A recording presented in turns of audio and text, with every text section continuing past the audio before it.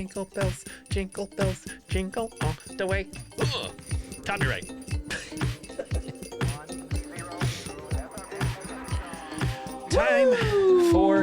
Time for another SlashU. Dashing through the snow in a one-horse open sleigh. Through the hills we go, laughing all the way. Cha cha cha.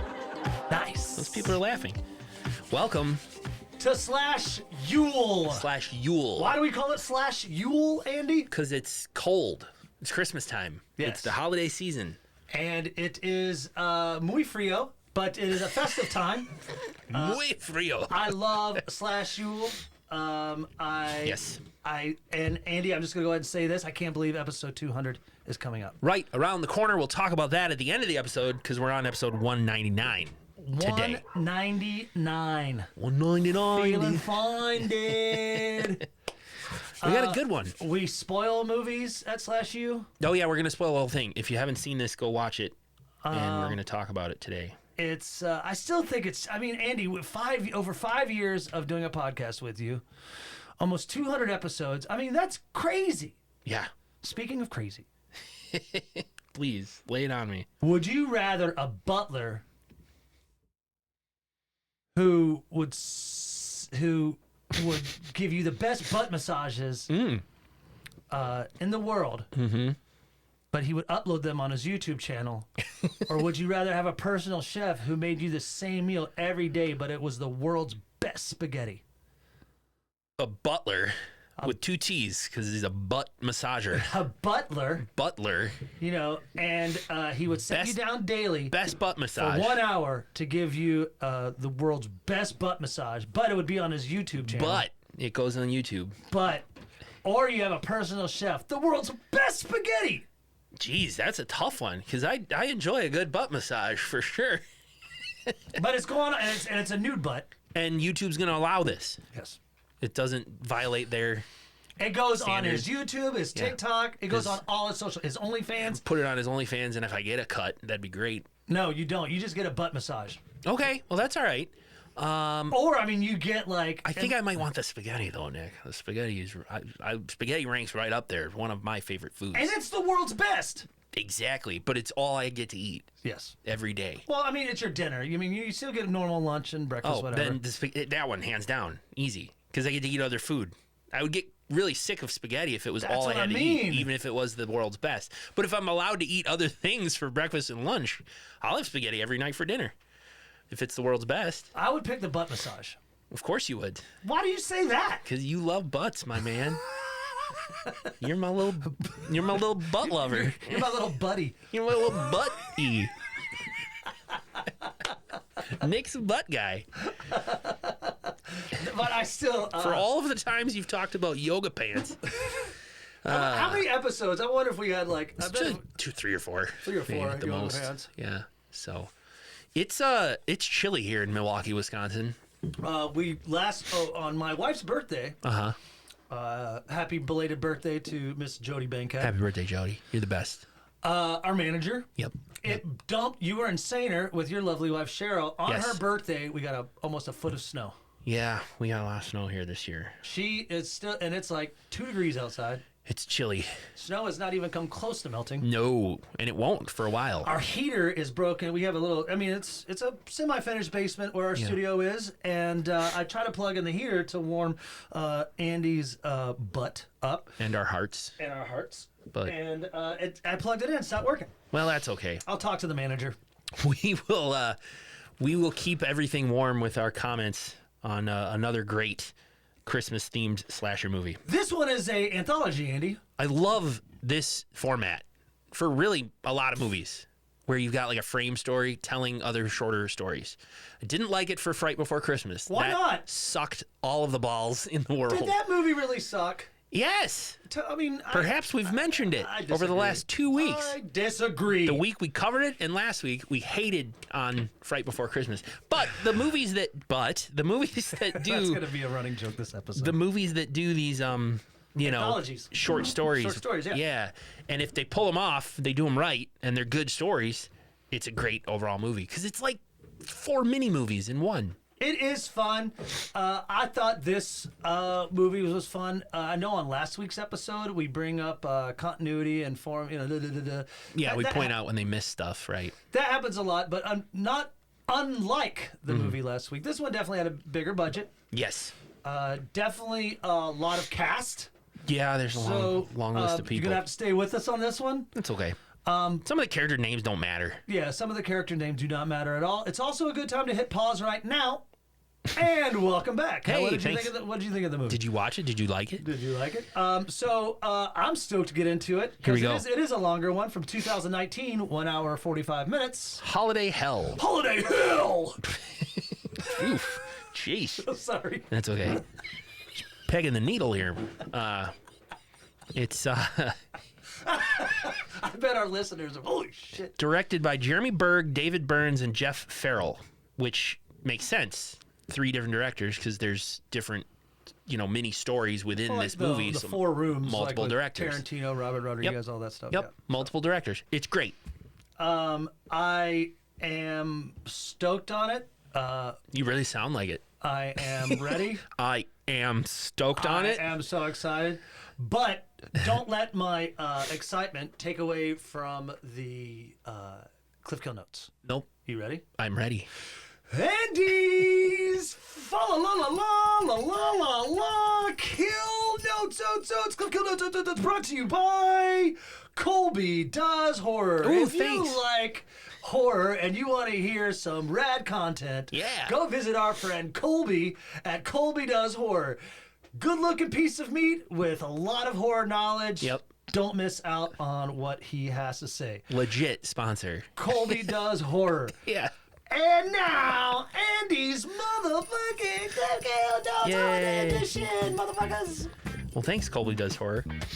The Cliff Kill Notes, a brief summary of the movie, so you can follow along. I'm not going to summarize every little story within the movie. We're going to summarize the frame story. Amelia needs a Christmas present for her sister. She has unfortunately waited until the last minute. Her sister likes weird stuff. So in a last-ditch effort to find a present, Amelia stops by a shop full of oddities right before Christmas, or right before closing, to try and find a gift. But the shopkeeper's in a hurry to close up, Nick. Amelia manages to convince him to stay open long enough to help her. He explains each item in the shop has a story behind it, and he proceeds to tell Amelia 3 different tales of terror behind 3 different items in the shop. It's tough to pick out a good gift for someone, and Amelia's also got a story to tell. It's a fun anthology frame story, and our gift to you here on SlashU. Aww, Yep. that was awesome. Thank you. That was cool. Thank you. I just love the back stories. Butt, back. I see what you're doing. Rear. Yeah. This is I enjoyed it. I definitely it got scary after the Fright Before Christmas. Yeah. We are really giving that movie a lot of action. We are. The more we mention it, people are like, I gotta go see this. They say it's really bad. Don't blame us. Don't you fucking blame us if you watch it and come back to us. Yeah, don't get mad at us. 7 listeners. We warned you. We warned you. But this one, definitely grab grandma, grab Uncle Harry, and, light a fire, light it up. Grab the kids. Here we go. I like this movie because, number one, stars Jeffrey Combs, Reanimator. Did you know he was also in a movie called Would You Rather? I didn't know that. Yes, that's very true. Good for him. And another thing I like is no really intro story. We open up right with the credits. Yeah. And I feel like that's needed because... No cold open. Yeah, because you have to get right into the story. You do. And your Cliff Kill Notes opened it beautifully. It's a movie filled with stories. Mm-hmm. And it starts at a shop where Amelia walks in to meet our shopkeeper. Name of the shop is Never Told Casket Company. Antiques and Curiosities. Interesting. Never Told Stories, I believe, would be the reason behind that name. I agree. And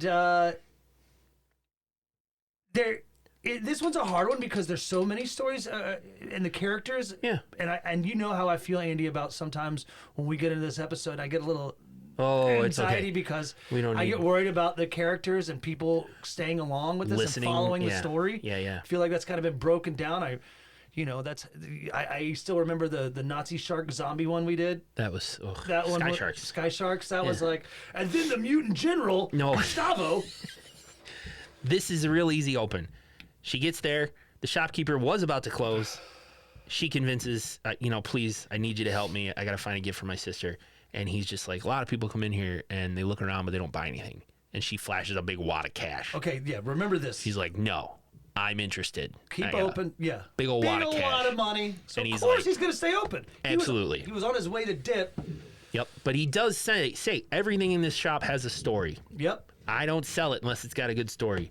Awesome. So look around, tell me what you like. And she looks up at a mask on the wall and says, what about that mask? And he's like, you know what? You have a good eye. That was retrieved from a house fire. Several people died, but not all of them were dead from the fire. It's a story about a strange little girl that the kids made fun of, named Dollface. Go to the story. We cut to a bunch of teenagers pulling up to, a normal-looking house, but it is a house where no one lives, obviously. It's abandoned, yeah. Abandoned house, and what teenagers do, let's go party there. They've been squatting there, using it for parties. Yeah, and today's a special day. It's Valentine's Day. So, yeah. That's right. Each of the stories in the movie takes place on a different holiday. Yeah. Yeah. So this one is Valentine's Day. Yeah. I started catching their names as we go through, so I do have, I think it's easy enough to kind of going on. We have the horny couple, Mira and John. Yes. They're there just to kiss and touch boobs. This was John's idea to come to this house. And then we have the deaf mute girl, Julie. I think she's just mute. Oh, mute. She has. That's right. She's got a big scar on her neck, which makes me. They never address it, but on second watch, I was like, oh, she must have gotten injured or something. Or has always been injured and can't talk. She's got a big scar on her neck. But she does do sign language, and I think she can hear. She can hear, that's right. So it would be deaf, mute. Yeah. And it's her best friend. Yeah, China.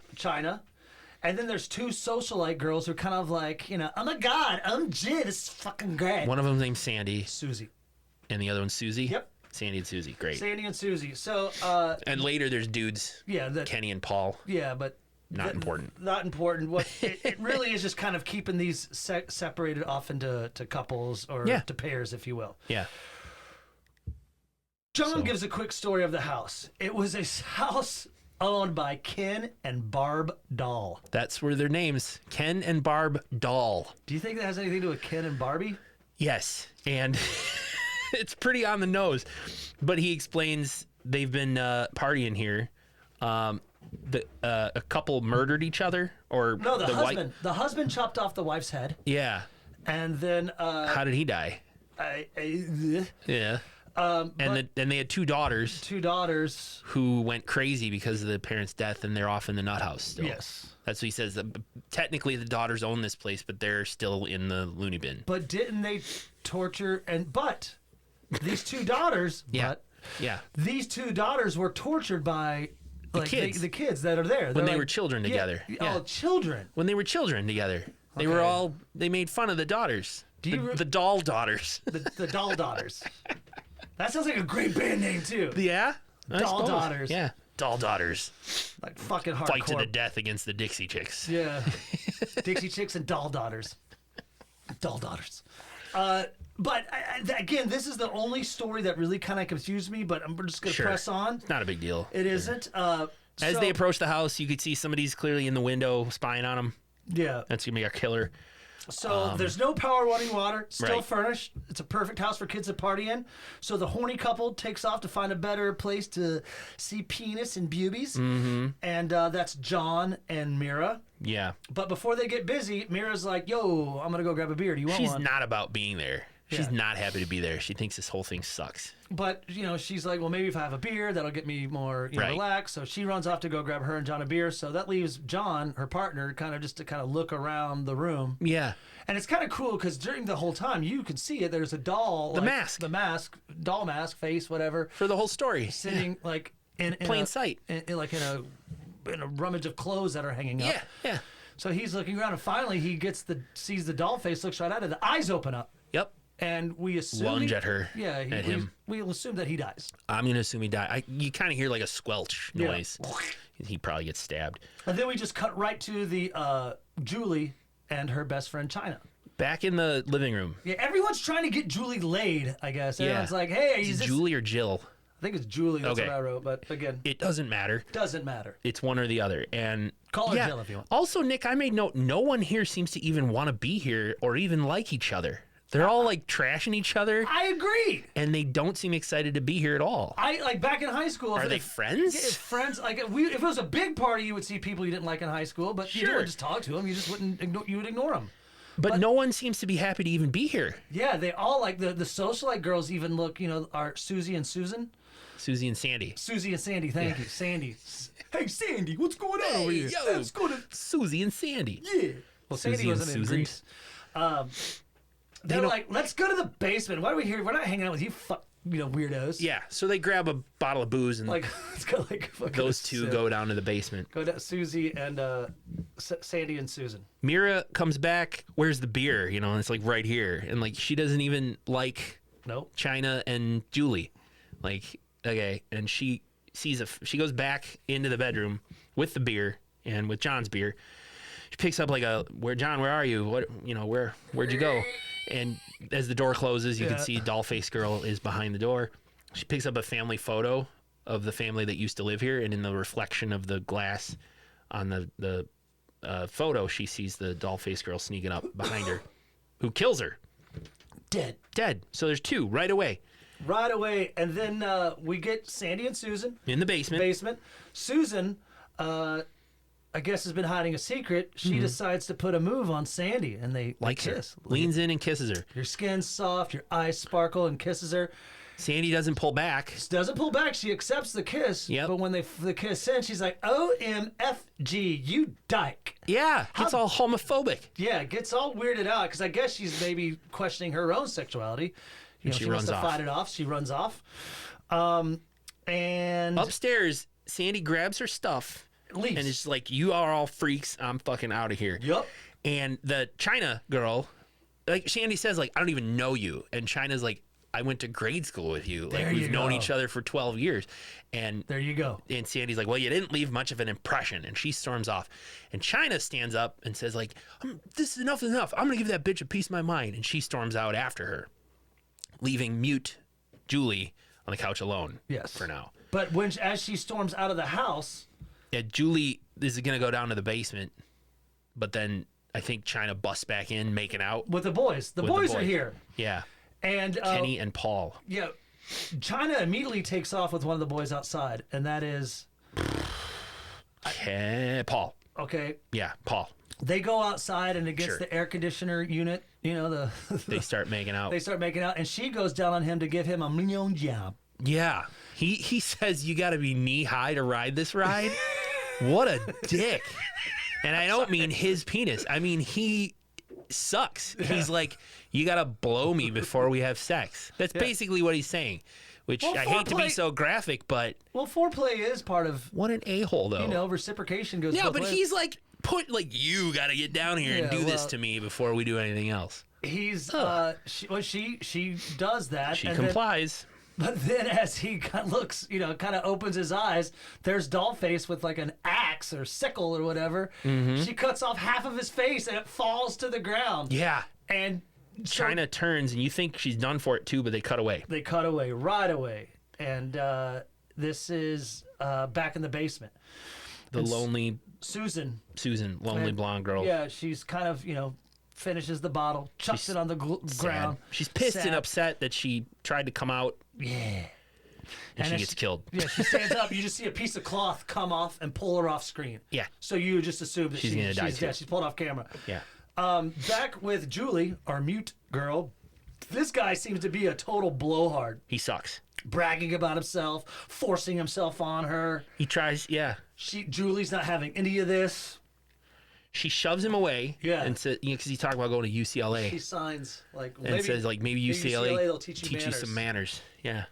Great American Sign Language impression. I am. Well, it's great for an audio medium. Well, I mean, we're on video too, but so that's why I'm doing it so people can check out the YouTube channel for Nick's Sign Language. We should get like one of those little interpreters at the bottom of our screen, but I don't know how. We don't have it in the budget. Yeah. So, Julie storms away. And that leaves Paul. He's like, whatever, fucking grabs a beer. And he sees the Dollface girl standing in the hallway with her back to him. Honorable dick shot kill here. And he comes walking up like, hey, baby. hey, are you from school too? I haven't seen you before. Yeah, let's fuck. And I mean, seriously. She goes, pretty? Pretty? You hear her go, pretty? And he's like, yeah, you're pretty. Why don't you turn around and show me your teddy bear? And she turns around and palm slaps the beer bottle. As he's taking a sip, he's like, yeah. And she palm slaps, right into his, not my dick shot kill, but an honorable one. Yeah. Like a good one. So he drops to the floor with half a beer bottle sticking out of his face. Thought it was cool. Very cool. Punish. Meanwhile, Julie went outside. She's mute. And she sees Sandy dead in the front seat of her car. Her neck is gutted. With her throat slashed. So she can't scream. This is where I was like, oh, she's mute. Because obviously if she was deaf, she could still scream, make a noise. But she just goes, mouth open, can't scream. And she runs back inside. Finds Ken dead with the beer bottle. And then Dollface attacks her, going, pretty? Pretty! Julie. There's just a long fight. It's a scuffle. Julie's able to kind of temporarily beat her off. Stab her with a pipe. Stabs her with a pipe, but the doll, the killer, the doll face killer it's another good name, is able to continue to fight even though she has a pipe through her abdomen. Yeah. All is able to finish her off by violently assaulting her face with a chain. Takes a chain, just a big heavy chain, and just hits her over and over. And all of a sudden, China comes back in. Yes. What did you do to my sister? What? Twist. China's full name, Nick. China Doll. Can you believe it? Her mom and dad were Ken and Barbie, and this is China Doll. Yeah. And Julie just killed her sister. Like, why did you do this? China gives like a half-assed backstory. Like, my sister and I were picked on. Yeah, by those people. We only wanted to kill the people who picked on us when we were kids, which is everybody else who was at this party, I guess. Yeah, because they don't know. That's what I wrote in my notes. The whole thing was a setup. I'm confused. Didn't they know China lived there? I mean, I know they didn't know, but I guess she changed drastically. She must have. And did her sister never grow up? I mean, her sister, because at one point, Mira picks up a family photo, and it's the mom and dad, but the little girl has her hair in her face. There's no other girl. Nope. And they tortured them in school. Anyway, let's just move on. What do you think? China smacks Jill. We assume killing Jill. Yep. Story's over. The shopkeeper says after that, China went missing and the house burned to the ground. Yep. So next story. Next story. She points to a creepy rabbi doll. A doll. Yeah. So now we go from a China doll to a doll face to a rabbi doll. Yeah. This one is kind of a quick story. I like this one. I do too. Husband and wife are about to leave town during Hanukkah. This one contains my favorite kill of the movie. There's some great ones. Well, there's only two. Well, one of them's my favorite kill of the movie. Okay, well, but to set up your kill, it's a husband and wife. Mom, great. You just said this is a Hanukkah story. Yes. Okay, great. Because they're about to leave town. They have to give their son a gift for Hanukkah. Kid. Did you catch the kid's name? Kevin, thank you.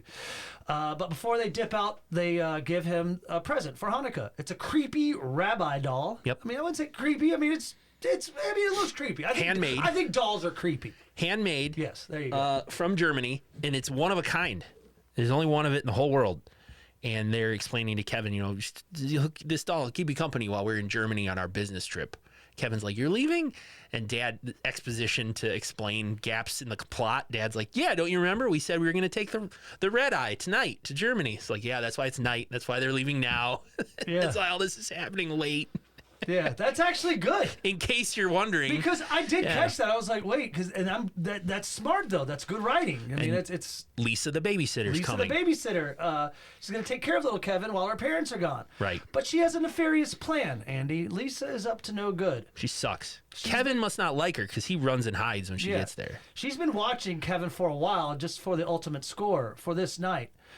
So her and her boyfriend, who exploits what he perceives to be the hip-hop culture, can rob the family. His name's Trey, and he's a stereotype from the 90s maybe or early 2000s of white dude acting like black gangster. Well, I mean, yeah, it's perpetrated like a what we could perceive to be, hip-hop culture, and he's like, Malibu's Most Wanted. Exactly. Like Malibu's Most Wanted, and Jamie Kennedy. Yeah, Trey.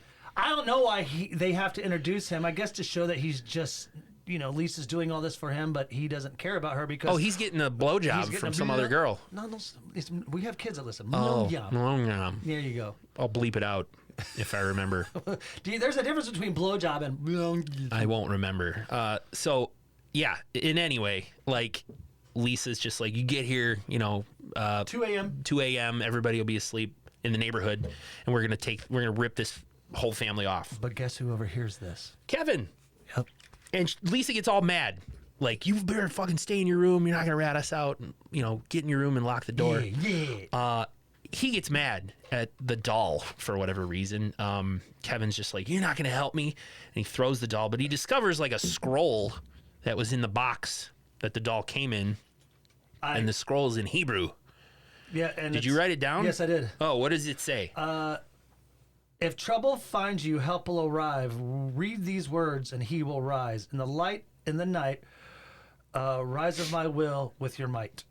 And Kevin hears a little scurry noise, and the doll disappears off his bed, only to be standing there in front of him. Yes, and the doll has come to life, so the kid's like, are you my friend? And it nods. Are you going to help me? And it nods again. Yep. So it runs off out his window. You're like, I know, I love that sound. It's like, what would you say, 18 inches tall, maybe? It's like a little foot and a half. I know 18 inches well. Yeah, I mean, like like a little marionette looking. For those that don't go to our YouTube channel, I would say it's probably about 18 inches to 24. So it scurries away. Scurries away. This is a pretty easy. I mean, meanwhile, Lisa, the babysitter's looking around the house at the valuables, the things that they want to steal. She drops a plate when she hears a noise, thinking it's Kevin. She's, hey, brat, what the fuck are you doing? You should be in your room. And this doll's just leading her around the house. Yeah, because she's locked him. She is because he overheard what they were. What her boyfriend. She locked him in. She locked him in the room with the doll. But now she thinks he got out, and there's like a drawer of knives is spilled out on the floor. She grabs one. She heads upstairs, and at one point she hears a noise back downstairs and looks, and the front door is open, and she leans out, thinking it's Kevin. What'd you do, you little creep? That's from Home Alone. Look what you did, you little jerk, which you've never seen, but that was last year too. We covered. Nick's never seen Home Alone, which is also funny why this kid's name's Kevin, because that's Macaulay Culkin's character in Home Alone. Oh, that's cool. That's interesting to me. Kevin. Yeah. She goes back downstairs and leans out the front door like, where are you? And then a hand grabs her shoulder, and she turns around with a knife and stabs, and that's her boy Trey. Yeah. Right in the neck. I love that.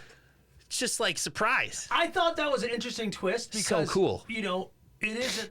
So she committed the first kill. Yeah. The doll sort of led her to it. I know. It's interesting. It's a cool kill.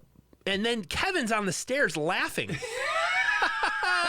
You killed your boyfriend. Neener, neener, neener. So she gets mad, pulls the knife out of Trey's neck, and goes to she's like, I'm gonna fucking kill you. Yeah, her intention now is to kill the kid.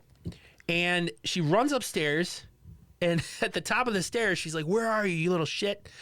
And the doll, the little rabbi doll, has his own little tiny knife and cuts Lisa's Achilles tendon. Achilles heel. And she falls down the stairs, boom, boom, breaks her neck, which I thought was awesome. And that is my Dick Kill Shot of the Week. Dick Kill Shot of the Week. Dick Shot Kill of the Week. Dick Shot Kill of the Week. So, in a weird, twisted Home Alone sort of way, Kevin has fought off the burglars. That's a good... See, that's smart. It's a fucking messed up Home Alone, because instead of just beating them up, they're dead. Holy shit, I never thought about that. They're the burglars? They're the burglars. The Kevin, they go out of town, but they didn't, leave him alone on purpose. But that is kind of a cool... It's a twisted take on Home Alone. I bet it is. I wonder if these are all weird twisted takes on fucking... On other stories? Because the doll face kill, I was thinking, doll... there's always crazy dolls, like Chucky and shit, but... That's kind of what this rabbi is like. Is it Achilles heel or Achilles tendon? Well, it's the tendon that gets cut that she couldn't stand up on it. I don't know. But it's close to her heel. Biologist. Yeah, Achilles heel is like somebody's weakness. Oh. What's his Achilles heel? And that stems from Greek mythology, which we're not going to get into today. But, yeah, in any case. Okay, I wrote Achilles heel. Okay. Either way, she couldn't stand up and she fell down the stairs and died. And so Kevin picks up the doll and is like, do you think you can help me clean this up before my parents get home? Makes the doll perform forced manual labor. The doll drags these bodies out, and he in the car. Puts them in Trey's truck, just props them up in the truck, and leaves them. Drives it away, or I don't know. Yeah, drives it. The doll cleans it all up. Mom and Dad get home. Kevin explains, well, Lisa had a fight with her boyfriend and they drove away, leaving me all alone. And the parents are like, oh, what the fuck? Terrible babysitter. That's like the end of the story. We go back to the shop and the shopkeeper explains, the distraught parents brought me this doll and he hasn't moved ever since all of that. And Amelia's just like, you have to read what was on the scroll. Amelia's like, I don't want him. What if he starts wreaking havoc in my house? Well, you don't have the scroll. Do you have the scroll? Because it's like having a figure in the packaging. Sure. Like the original. If you he's don't not in mint condition anymore. Yeah, exactly. You don't have the scroll, so it's not going to come to life because you have to read those words. Right. The perfect Christmas gift search continues. Yes. She comes upon a bloody, disgusting Santa outfit. Yes. He got it from the morgue. And this suit belonged to a particularly disturbed man. And we get into the story with Chris. Yeah. Chris, just a man that's kind of down on his luck, has a wife that really isn't into him, thinks she's almost disgusted by him. You're right. He didn't get his job promotion at work, got it over Tom. Got turned down. Guy Tom. Yeah. Got the promotion. It's definitely a loveless marriage. Yeah, he's trying to clean up his life. He quit drinking. He's really trying to rekindle the romance with his wife, but she's not having it. So, he's like, fuck this. I'm just going to go take a nap on the couch. I'm going to go to sleep on the couch. But he wakes up the next morning, and I guess it's the night, he has to go into work. But before he does, the little girl comes up, gives her a hug. You can tell he loves his little girl. His daughter, yeah. Have a good day at school, sweetie. Yep. The wife reminds him, hey, don't forget, we have the party tonight. Are you going to drink? He's like, I've been on 365 days. I've been sober. For you, by the way. For you, I'm not drinking, so yeah, I'll be good. And he's like, let it go already, Yeah. He's like, whatever. So this is where we learn Chris, I guess, runs PR for a drug company. Yeah, it's like a pharma company. They sell sunshine. Yeah, and happy drugs. Yeah, and he's always, they show him on the phone going, yeah, this stuff is amazing. I'd love to talk to you about it. Like, I just kind of, and from what I've done in work, I kind of think that has to do with PR. He's trying to get that free press out there that says, this is a wonder drug, this is great. So when he goes to his boss, he's like, hey, can you put a spin on this new drug? New one. The boss says, I took one and I took a shot of Jack and I stared at TV static. For 4 hours. 4 hours. I had the best time of my life. Best time. I was like, I want to try that. Sounds like a fun drug, I guess. And he also apologizes, said, hey, man, you're a stellar guy, but Tom's just got that extra special pizzazz that we love here. Mr. Donaldson says, like, if I can see some more initiative out of you, we could be having this conversation again a year from now. Yeah, and this is when we also meet Tom. The guy who got the promotion. Yeah, and he's kind of a douche. Very confident in himself, I should put that. Got an ego. Yeah. And is like, hey there, Chris. Sorry about that, but hey, no hard feelings. No hard feelings, yeah. Chris is like, hey, it's cool. Whatever, bro. So we cut to the evening, and the Christmas party has started.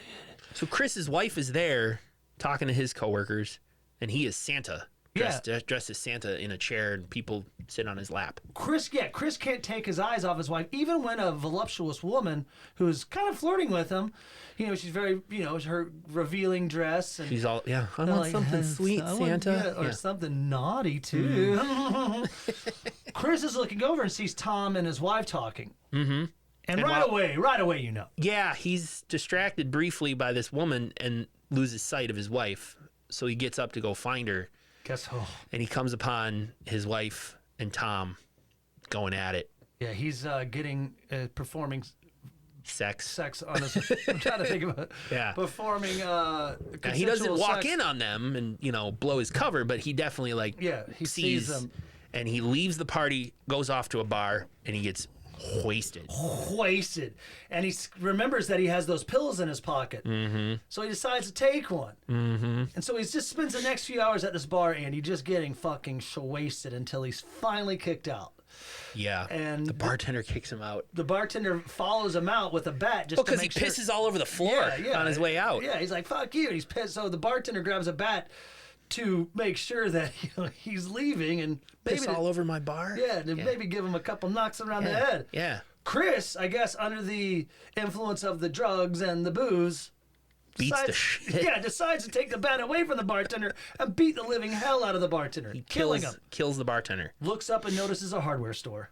And he's like, we're going shopping. Yeah. They Gets a bag of Santa tools. They cut to Chris dragging a Santa bag down the street, probably loaded with hardware from the hardware store. Yeah, what I'm thinking, he's probably like hammers and saw blades. And, yeah. Like he's gonna much like the movie last week. Yeah. He's gonna give everyone the gift of a tool. that they're that's gonna use. I thought of Art the Clown on Terrifier dragging a bag. Oh, that's full of good stuff. too. But this was before Art the Clown. But that's a good. 2019. Yeah. The office party is now a full-on rager. Chris is hearing voices in his head. Yeah, his own voice. Yeah, his own voice saying like, they think you're not good enough. Yeah, you're horrible. You're a you bad better person. show him what's up. Yeah. And there's a voice in his head giving his butt a massage. Well, he's like, saying, you can do it, Chris. You're nothing but a two-pump chump. No wonder she doesn't want your tiny dick. Massage your butt, Chris. Here we go. Oh yeah, massage your butt. You remember from the Would You Rather question? I do remember. Oh, okay. That's why I bring it up. Now the office party is a full-on rager. Oh God, it yeah. Reminds me of my days in Baltimore. Cocaine, booze provided by breasts full of cocaine. Is that real? Yeah. True? Your days in Baltimore? Yeah, Baltimore in my 2 years that I was there for 15 months. Wow. For 13 months, 2 years and 1 month, and I made so much money as a bartender at this really kick-ass lounge bar. I ran it and just made bank. But the only thing I have to show for it is a tattoo, one of the skateboards up there, and most of it went up my nose. I spent 10 years in Baltimore one night. That's the kind of story. That's the kind of story you just told. But anyway, I mean, it was just But Tom is doing cocaine off a bosom. Yep. And off of him. Yeah. And just having fun. Chris's boss is also getting into the holiday spirit with the secretary. Oh yeah, Mr. Donaldson. Yeah, doesn't Chris walk in right away and just gives him a hand? Slices off Mr. Donaldson's arm and hits the secretary as she runs away with a saw blade. Sorry to be a buzzkill. Buzz saw blade. Tons of good kill puns. Oh, right that's here. what I wrote. Chris goes through. I didn't write them all down. I didn't either. But It's the whole movie's worth like, it Can right I here. axe you something? Yep. Let's get to the meat. Cut to the meat of the matter. Yeah. Stuff like that. So he kills. He grabs a hatchet and just goes nuts on his boss's face. Let's bury the hatchet. Bury the hatchet. Yeah. That's a good one. In the next room, you can hear the screaming as Mr. Donaldson is getting axed to death. And Tom's like, whoa, somebody's getting busy. It's kind of like very similar to everyone always assuming that it's sex going on. Yeah. Like, you hear horrible screaming bloody murder. Just like they're again, having a great time. Just like again when they thought Chris and Dwayne were going at it, like in Secret Santa last week. Massacre last week. Yeah. Like everybody always assumes when you're dying, they're getting busy. I don't know about you, Nick. I don't scream in terror when I'm having sex. Oh my God! During intercourse, like, oh shit! God damn it! Yeah. It hurts! Right. Please don't kill me! I wouldn't scream those things. I wouldn't be saying, boy, he's having a great time. There's a knock on the door. Yep. And Chris is like, or Tom is like, hey, go grab that door. I got more cocaine to do. So Barb, who we just find out her name, our topless female, she opens the door. Right when she opens the door, she gets a hoe. Yep. To the head. A hoe. Is she a prostitute? No. Is she a lady for the evening? No, a hoe's for ho, ho, ho. Oh! Okay. And so then... Color me skeptical. Yeah. Barb drops dead. Barb drops dead. And then Chris pulls out a nail gun and says, since you've been nailing my wife, I think it's time I get to nail you. I love it. Yeah, and he puts 18 holes into Tom's dick, and that is mine. Of course it is. Dick kill. Shot of the week. Shot of the week. School of the week. Dick shot. Kill of the week. Dick shot kill of the week. Christmas edition. Another dick shot kill. 2 holiday dick shot kills. 2 movies in a row. 2 holiday dick shot kills. I am color me ecstatic. I'm stoked. I'm very excited. But that is Chris has done his job. He stumbles home. And the voices are reassuring him that his voices in his head are reassuring him that what he's doing is perfectly fine. You had to do it. He makes his way back home. Honey, I'm home. He's all fucking wasted, and he passes out on the couch. The next morning, Susan lays into him. You're drunk as hell. I can smell it on you. Are you going to be able to like be Santa for our daughter's school today? And he's like, yeah, whatever. And as she storms off, he pops another pill. Yeah. And that nefarious, I don't ever use the word nefarious. I just love it. The nefarious, ominous music starts playing again. And as Susan goes and finds the Santa costume full of blood and says, what the hell is all this? There's Chris. Merry Christmas, honey. With a hammer. With a hammer. And he kills Susan. I feel bad for the daughter. I literally wrote that too, man. Poor little girl. I know. We go back to the shop, and the shopkeeper's saying he was seen wandering the streets after that. He got hit by a car, and that's how he wound up in the morgue, and that's how I wound up with this Santa suit. Yeah, it's a bloody Santa. Like, who would want... I mean, I guess if you I feel like it would be evidence.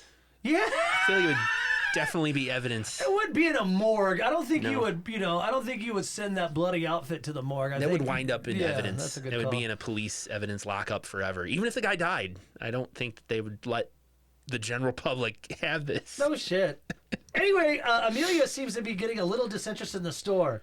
Even though the shopkeeper stayed open late and she promised him big bills. How selfish of her. She's thinking of dipping out until she notices a skull. Right. The shopkeeper says, no. You don't want to know that You don't story. want to know the story behind this one. And then he notices a ring on her finger, and he's like, I know I've seen this before. That ring looks familiar. What is up with that ring? And Amelia's like, well, the ring story tops all the other stories in this. Put these to shame. Put in all this these shop. stories to shame. So then he goes, I must hear it. Color me intrigued. So he's told her 3, and it's time now for her to tell him 1. The mother left Amelia the ring when she died. The mother died. So the mother used to say that Amelia was a miracle. Mm-hmm. And she never told her why she was a miracle until she was much older. Cut to a story of a young woman walking down a desolate road. She walks to a house where she wants to find a room to rent. She says, we spoke on the phone. Yeah. I'm here to rent the room. Oh, yeah, sorry. Yeah. The wife welcomes her in. Mm-hmm. And this lady's creepy. yeah, the whole story seems kind of off. They even like the husband finally comes home from tilling the fields. Right. The second watch, I mean, because this is such a quick story. Yeah. Because I mean, I'm not saying ageism is a thing, but it's like the couple is very well cast because they are creepy. The parting of the hair on the husband, it's a really great creepy vibe on this story. Yeah. She tells him that she needs to find a job. She's gonna go into town. He refers her to someone in town the next day. So, here, they have a I want to say a nice dinner, a creepy dinner. Mm-hmm. She goes off to bed. Right. Is it at night then? That night she wakes up to some noises and she looks out and she can see across the yard, whatever, some people filing in and out of the barn with torches. Yeah. And the husband catches her like, what's up? And she's like, I heard sounds outside and I saw fire. And he looks and he's like, I don't see any fire out there now. You were dreaming. You must have still been dreaming. Total gaslighting her. You should just totally go back to sleep. And this is what I wrote. Anyway, the next day, the town seems off. No one is friendly.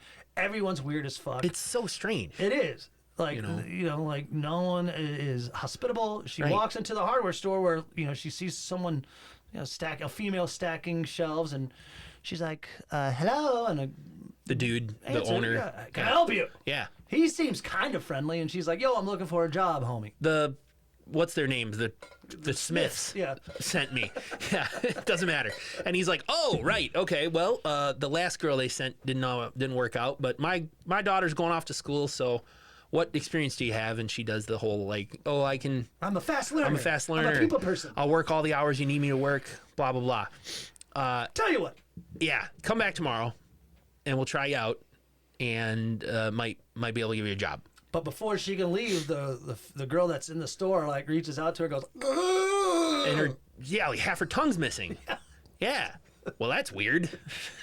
Why would half her tongue be missing? So she gets back to the house where she's renting. Yeah, and so they're all sitting around. They pour her some tea, and the couple's drinking wine. And they're like, and so they bring up. She's like, explain. What do you think of the town? And she's like, well, it's kind of weird. Everybody's fucking weird. Yeah, I'm out of here. Yeah, you fucking loonies. She's like, They don't celebrate Christmas. I didn't see any decorations or carolers. He's like, yeah, no one in this town celebrates Christmas. Right away, that would be weird for me because anywhere Red you flag. go around the world, there's people. Somebody is, maybe a different religion, but they're in the continental United States. Yeah. Every town will have a fucking Santa Somebody hat. has There's something. Something. It is not going to be desolate of Christmas celebration. So then we cut to the story of then I saw the girl at the hardware store.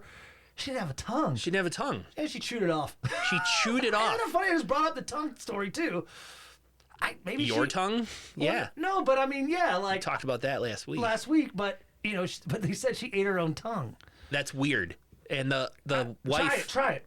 I don't want to. It I hurts. bit my tongue. Yeah, But that could I bite it off and eat it or chew it? No. I don't think you could. I don't think mentally you could.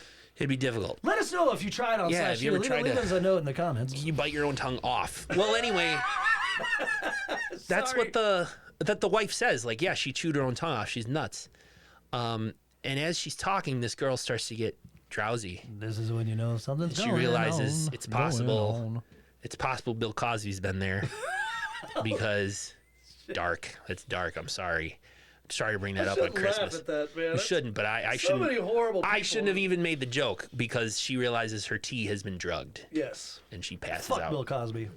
She passes out, but wakes up in the barn. She's wake up in the barn, and the whole town is A dozen people. yeah, the whole town of 4 people.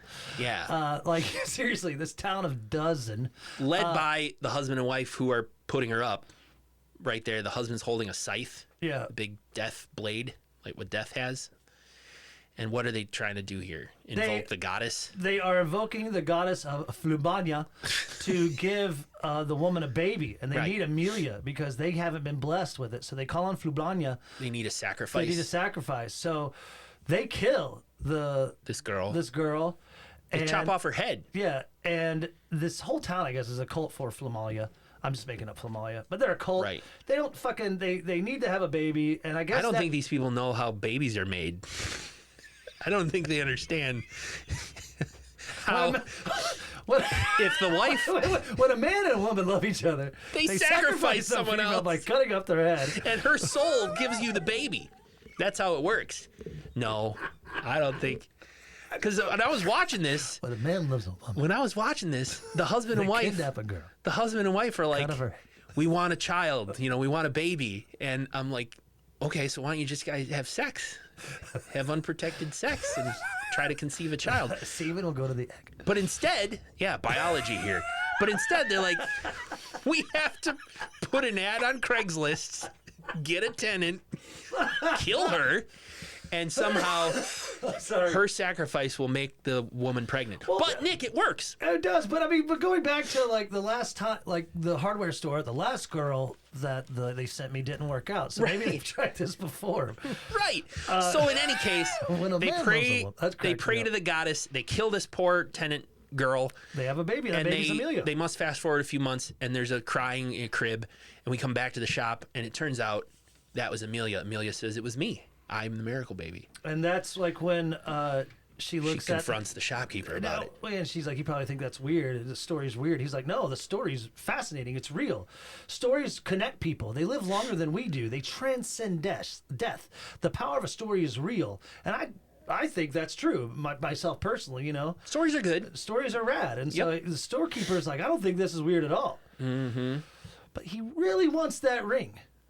I'll give you anything give for anything it. in the Anything in store. shop for it. And so she's like, No. I don't think so. I think I'm just going to dip. After I promised you all this money, I'm going Right, to dip. So right. he's like, wait, there's one gift that I haven't showed you that I know you're going to love. Right. I'll be right back. And he ducks down behind the counter, and he pulls out a little thin silver Is that a dagger. killer? He's gonna kill her. He's gonna kill her and take this ring because the story's so good. But when he pops back up from behind the counter, not only is Amelia there, but there's a whole Norwegian death metal band. group of people, including, roadies for Metallica. Yeah. A Norwegian death metal band. No, it's like the same cult setup that we Yep. just saw from that last story. And Amelia explains what's going on. I don't understand the story, and I apologize to all of our 6 listeners that did the shopkeeper kill everybody? No. But why is she mad at the shopkeeper? Well, she's pissed. I think He's got the skull of his. She's got the skull. She's holding the skull of her sister. and she says, We "This had is my twins. sister." Ophelia. Yeah, we were twins, We were Amelia twins. and Ophelia. Yeah. And Ophelia. Ophelia, Amelia, Can I feel you, Ophelia? Amelia Bedelia. Yeah, Ophelia. I feel you. I think she's just there for revenge because she confronts him like, "You killed my sister." How did he kill his sister? They never explained that. That's how you got the skull. But then he said he's seen the ring before. Yeah, when he killed her, because she must have had, maybe she had one of her own. But why did he kill her? I don't know. They don't explain that. Anyway, And I don't think he killed everything else in the shop to get the stuff. Yeah, 2 more fucking roadies from fucking Papa Roach come out, Right. and grab him by the arms. Yeah. Amelia cuts his arm, drains some blood from it, puts it in a bowl, pours it over the skull, makes a ring around the skull. Yeah. And Ophelia comes back to life, but she's not in normal Right. form. Now she's like kind of a tadpole monster. She's kind of a zombie with pointy teeth. Yeah. Not really a zombie, but like tadpole zombie. She's not fully human again. Tadpole zombie. Amelia even says, Mother said you would come back and you wouldn't be the same. But the shopkeeper's like, holy shit, they just did real magic in front of me, brought somebody back from death, and It's the perfect. yeah, She's like, here you go. Here's your Christmas gift, Ophelia. So the shopkeeper was the gift. and Ophelia charges at him as if she's gonna chomp him. You hear the chomp. That's the end of the movie. You hear a. They roll credits. Shopkeeper's dead. On a scale of 4 Christmas cocaine boobies to 14 Christmas cocaine boobies, Ooh, what would you give this one? I'm going to give it a solid 11 Christmas cocaine yeah, boobies. I was gonna say 10 or 11. I don't like to give odd It's not a perfect score. I don't give odd booby count a lot, but this one's I think 11. Like, it's not perfect, but man, no, I'm going to go with you. I like 10 Christmas because then it's an even count, and then it's rad. I liked the stories were short. They were good. They were It's fun. Scary It's enough. a perfect It's movie. good kills. Yeah. This is one that you can grab around, grab a bowl of milk, sit around with your friends and watch a holiday hell. I liked it. Yeah. So This is gonna be. I got a kill count. Holy shit! Here we go. All right. So in that first story, Dollface, John, and Mira, and Paul, and then the blonde girl, Susie. Ken, who's getting a little job. He died. Followed by Sandy. She got killed off camera, but we saw her dead in front of her in her front seat of her car. And then Dollface girl herself, and then Julie, the mute girl. Then in the next story, we had the twisted Home Alone. Trey, the cultural appropriation Trey. Cultural appropriation Trey. Babysitter Lisa, my dick shot kill of the week. Fell down the stairs after the doll slit her Achilles tendon, heel. We don't know. And then in the next story after that, the twisted, demented Santa, the bartender, the secretary, Mr. Donaldson's secretary, buzzsaw blade to the head. Mr. Donaldson, arm chopped off and then hatcheted. Tom, your dick shot kill of the week, nailed with a nail gun. Barb, the naked lady who's getting her coke snorted off of her. Then in the next story, and then Susan, the mom, the wife. Yeah, the wife, mom wife. And then in the next story, we had that poor tenant girl who was sacrificed for people who don't know how babies are made. And then the shopkeeper himself, 18 total deaths. The most came in the Christmas with Chris. The first, the first story had a lot. The Dollface, John, Mira, Yeah, I was Paul, wondering about the Christmas with the drunken. the holiday party. The holiday party. Now each story had a name, and it's in the credits. I'm sorry I didn't write them all down, but they're not that important. But it's in the credits because there's different director, there's different crew. This was an easy follow. Yeah, Let there's us know what different you think crew. in the comments. You always got to say that. Let us know what you think in the comments. Let us know what you think Let us know in what the you think. comments. Like, subscribe, and let us know what you think in the comments. And let us know. Engagement. Let us know. Leave a review. Leave a review. Share it with your friends. Like and subscribe. Let Like us and know how subscribe. excited you are for episode 200. Ooh, SlashU. Hey, I was thinking of this. I wrote this in my notes. Yeah. I can't believe we're celebrating 200. This is it should be a bigger milestone. I can't believe we're going to go to the theater and see a movie for episode 200, and we're going to talk about it here on SlashU. And it's perfect because it's a movie that we did. It was our first, wasn't it our first SlashU movie? Yeah, it was because we were only doing like one Christmas movie a year. Yeah, we then. didn't do SlashU's only been going for like 3 years. Yeah. And now the Christmas content is crazy how much. Yeah. I mean, Christmas horror content has blown the fuck up. It So- was definitely that's even changed since we've been a podcast. If we can catch it, I'm sure we can, right? It'll be in the theaters around here, right? Yeah, of I course. hope. Yeah. From 2025, 1 hour, 35 minutes. Silent Night, Deadly Night. The remake! The new 2025 version. A child witnesses his parents' murder by a man in a Santa suit. Years later, as an adult, he dons a Santa suit himself and embarks on a violent quest for retribution against those responsible for the traumatic events from his childhood. This is how it's going to work too, students. We're going to come back. Like, we're going to watch a movie and we're going to come right back and record it. I'm Like, gonna we're- have to because I'll forget everything. Yeah, I might try to bring a notepad, Yeah. just to kind of write some things down. But last time I did that for Thanksgiving, I couldn't read my scribble because it's dark. Mike? And I'm not going to pull out a light. Written and directed by Mike P. Nelson. So we look forward to Silent Night, Deadly Night 2025. You're right. I did the same thing for Thanksgiving. We tried taking notes, and it was too dark. And instead, I was just like, I guess I'll just watch. I'll focus on the movie and watch the movie, and then I might jot some notes after. I'm gonna have stuff like I'll have stuff planned because I love like the intros that we do. I don't Yeah. want to go right into it, but I'll have all that planned. I was thinking this too, Andy. While we still have a couple minutes left, our audience, all 7 of them, really probably want to hear. I mean, 200 episodes. I think we don't have anything planned after Silent Night, Deadly Night. I think Well, we have another movie before the end of the year, but yeah. which one is that? I forget. Once Upon a Time at Christmas. It's on slashupodcast.com, but we're doing Once Upon a Time at Christmas. Oh, okay, that's right. before in the last week of the year. Okay. And then we'll take a break for January. Yeah, we got some fun stuff coming up for 2026. I think we should do like a not a best of, but where we just sit down, like go like look at our 200 movies that we've done and just an Clip show. or just an hour's worth of us just talking about 200 fucking episodes, movies that we've seen, movies that we go. I still when we go to a horror con and when we go to a horror con, students, we put up The slideshow. of all the movies we watched. And there's so many times I'm like, oh yeah. Well, if you want, we could sit and we could, reminisce, walk down memory lane, and just pull up the spreadsheet and go, oh yeah, that one. Remember that one? And hash them out a we'll little put some bit. plan to it. I mean, improv is fun, but I don't want, like our very first episode. Yeah. That would be crazy to listen to. 200 it's- episodes for our first one.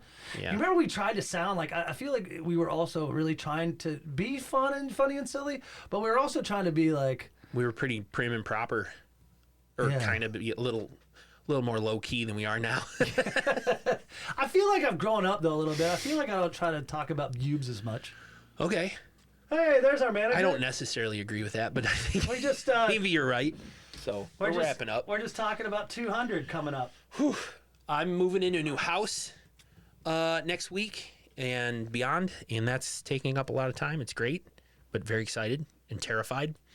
Well, congratulations. And then, we're going to take a break from all the moving to watch Silent Night, Deadly Night. So, And then on January 1st, Andy and I do our polar plunge, our 3rd year in a row, into the waters of Lake Michigan so they can cleanse our soul. And right, start the year with a fresh, just wash off years past, start the new year clean. Well, man, I can't believe It's my only it, man. bath, actually.